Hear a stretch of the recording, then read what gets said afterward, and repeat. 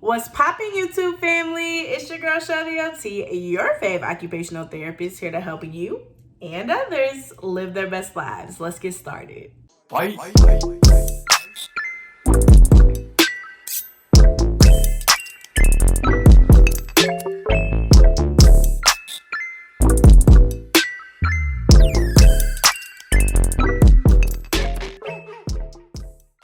Okay, before we get into the video, I want y'all to peep. The lighting is different because I'm recording at nighttime. That is how dedicated I am to staying consistent with these videos, okay? I did not have time to record at my usual time this week, but your girl still said, you promised them that you were gonna be consistent this year. Okay, 2023 means consistency, all right?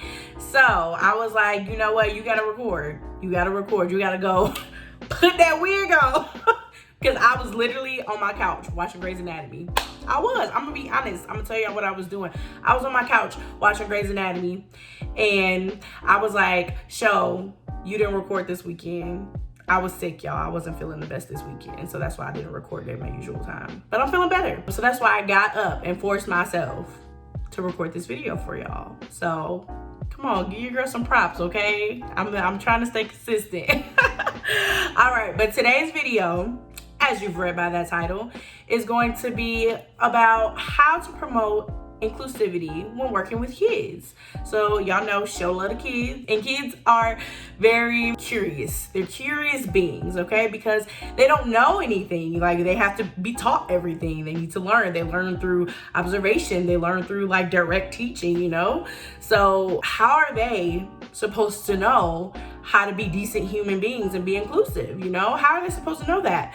It's our job to teach them, all right? It's our job. Like me, as someone who works with kids, you, if you have kids, or if you work with kids, or if you got a niece or a nephew or a baby cousin, it's all of our jobs to make sure that kiddos grow up to be inclusive, because guess what?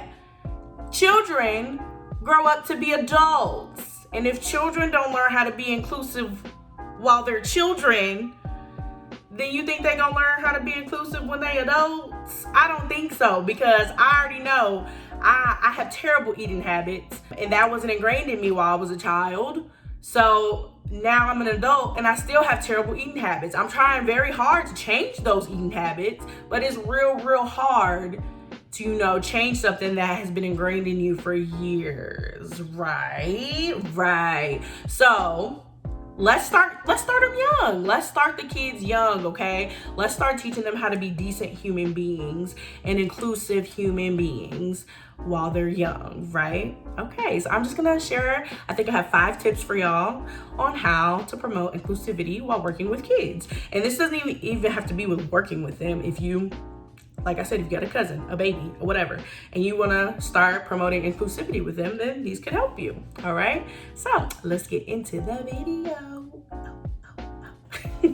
Okay, so one of the many ways that I help promote inclusivity with my kids is openly talking about similarities and differences. And this is so simple because kids pick up on similarities and differences all the time. Like, a little boy is gonna tell you, like, hey, he has on a different shirt than I do. Or a little girl is gonna say they have on different shoes than I do. Like, kids pick up on differences all the time, right? Like, you don't have to point out differences to kids, because they're gonna point it out to you, right? And so I want to say, like, I literally deal with this all the time. Like, literally, kids, little white kids will literally be like, why is your skin brown? Like, straight up ask me that. Now, I've been working with kids for a long time, so I'm used to the blunt questions. That don't surprise me no more. But in the beginning, I was like, no, this little kid and just asked me why my skin brown. I'm like, wow. But it's like, you gotta take a step back and think, like, they don't know that doesn't mean anything to them. They're genuinely just making an observation. They are genuinely wondering why their skin is white and why my skin is brown. Like, that is literally the things that's going through their head. And so openly talking about the differences that, like, we all have is a great way to promote inclusivity. So, like, when I get asked that question, I straight up answer them, like, hey, I have brown skin because I'm a black person. You have white skin because you're a white person. And then either that stops the curiosity and they're like, oh, okay, and they go back to whatever they're doing, or they continue to ask more questions, and then I handle it from there. But yeah, so that's that. Like they are just genuinely curious. And so talking about those differences openly and not making it a big deal is a great way to promote inclusivity. And it doesn't even have to be about like skin color or race. There are kids that I work with who are able to talk. They use their voice to talk. But there are other kids in our clinic who use a talker in order to talk for them, right? And so a lot of our kids, they see the talker and they think it's an iPad or something to play with. And they'll like go reach for it and try to play with it. And then that's a great opportunity to just have a conversation about differences. Like you, little boy or little girl, are able to talk with your mouth and talk with your words. This friend is not able to do that. They need to use a talker, and just kind of just like explaining it to them like that and not making it a big deal. It just is what it is. Like they use a talker to speak, you use your words to speak. That's just how it is. Even with like walkers, like we have kids who use walkers in our clinic and kids who can walk by themselves. They need a walker to walk. You can walk without a walker. It's just, those are just facts. And I think that's when we start making bigger deals out of our differences, is where like we start entering like views that probably aren't helpful for inclusivity, right? So yeah, talking about our differences and also talking about our similarities. So after I explained to that kid, like, hey, you use your voice to talk, they use their talker to talk for them. But I'm sure that you guys have some similarities. What's your favorite food? Do you like to eat tacos? Do you like to eat Captain Crunch? Oh, y'all both like the same cereal. There's a similarity. So you guys have some differences, but you also have some similarities too. Just kind of letting them know like, hey, people are the same in some ways and people are different in some ways. And that's okay. Everybody is unique in their own way, and that is awesome. But we're all humans. We're all still humans, and we're all, just decent human beings. All right, on to the next one. So this next one kind of ties into the first one, but we can still talk about it. Talking about challenging topics or challenging conversations in child appropriate but straightforward ways. Okay, children are smart. I firmly believe that you can literally talk to a child about anything. And yes, I literally mean anything. You can literally talk to a child about anything, because they are gonna know. They can pick up on if an adult is telling them the truth, if they're not really telling them the truth. Like they can pick up on that. And kids are super smart. Like we don't need to lie to them. We can be honest with our kids, right? We just need to make sure that it is in an age appropriate way, okay? So for example, we're talking about inclusivity. If a kid, if it's Black History Month and I'm trying to promote Blackness and talk to my kid about Blackness and all the things, the conversation of slavery might come up. Y'all might think, slavery? Why are you talking about slavery with children? I mean, because it's an impactful event that happened. Well, not an event, a time period. It impacted our country, our world, our lives, okay? It's an important topic of discussion that I feel like you can talk about with kids. You don't have to get into the nitty gritty. You don't gotta talk about whips and massa and cotton fields. You don't gotta get all up into there, okay? You don't with a 3-year-old. You do not have to do all of that. But you can explain very briefly, very short and to the point what slavery is. You can say something to the effect of, slavery was a time where people were not kind to people that look like me. People that were brown skinned, that were dark skinned, they were not treated fairly, sometimes not invited to places because of the way they look. And so people that look like me, Black people, they fought really hard to make sure that they were treated fairly. They made rules and laws to make sure that they were treated fairly. Now, I did not, shame a certain group of people. Y'all know what group of people I'm talking about. I did not shame a certain group of people, but I kept the light on what happened. Black people were not treated nicely, and that's what all the kids need to know. I still let them know what slavery was. As they grow older, they'll be able to learn more about the specifics and things, all of that nature, okay? But like I said, you can talk to kids about anything, like literally anything. Just make sure it's in an age appropriate way. All right, on to the next. Another way to promote inclusivity with your kids is to promote diversity in everything that you do, right? So in my sessions, we might read books, we might watch videos, we might play with other kids. I'm gonna try to include diversity throughout all that we do, okay? So if we're reading a book, if we're watching a video, I'm gonna make sure there's different races, there's different abilities, there's different backgrounds, there's different cultures, there's different things to expose my kids to in order to promote inclusivity, right? If we're gonna play with another friend, I'm gonna introduce my friend to people that look different than them, that, have different skin tones than them, have different hairstyles than them, express their gender differently, have different disabilities than them or abilities than them. That's a great way to promote inclusivity, right? They just need to be exposed to it. They need to be exposed to different things. Just think about it. If you only see a certain thing your whole life, once you get older and you're exposed to different things, that's going to be shocking to you. You're not going to know how to react to that, right?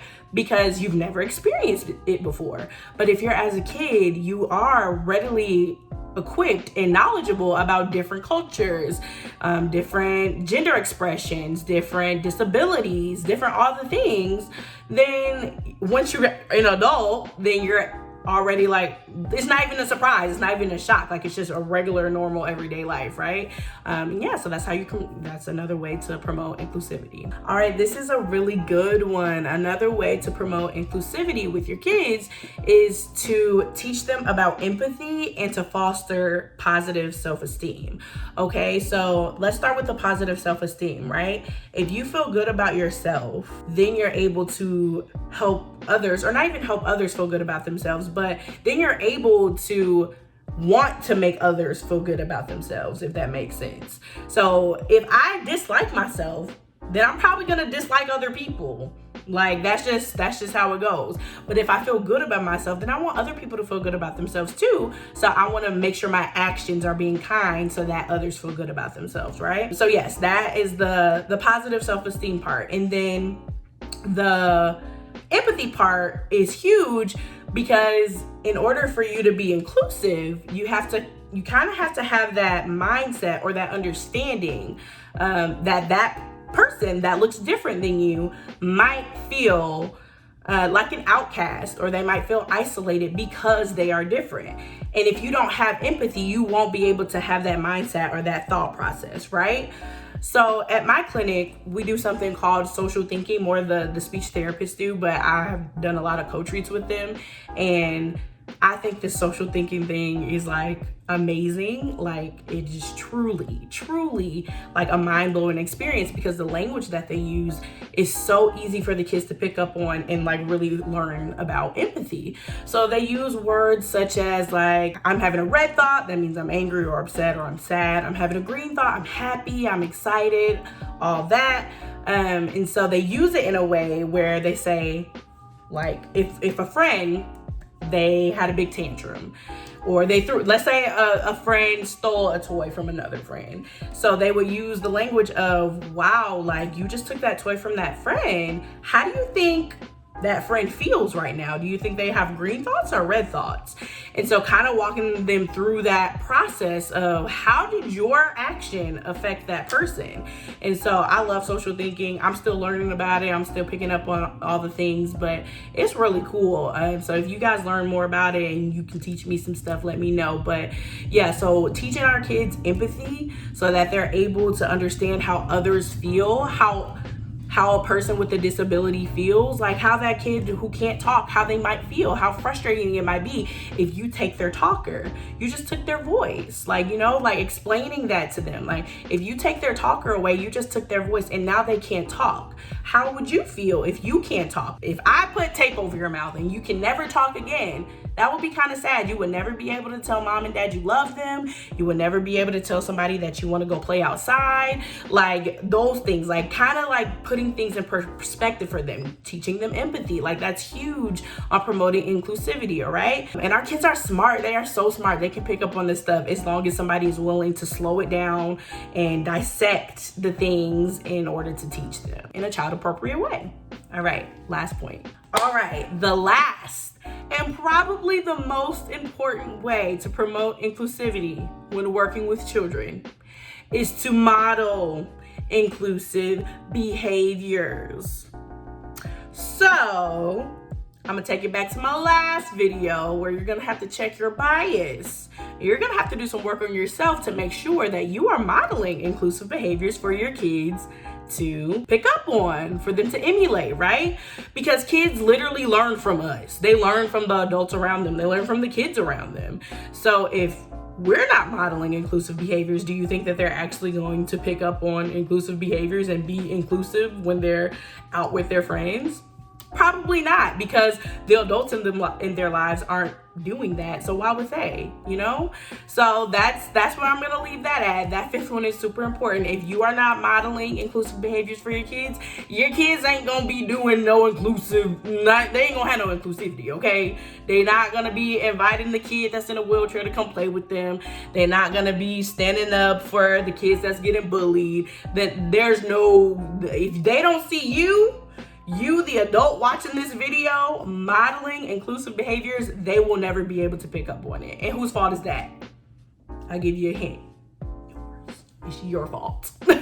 It is your fault. Like I said, you do better when you know better. So if you've gotten this far in this video, you know better now. All right, so now you have to do better. All right, thanks so much for watching. Please like, comment, and subscribe, and I will see you in the next video. Bye, guys.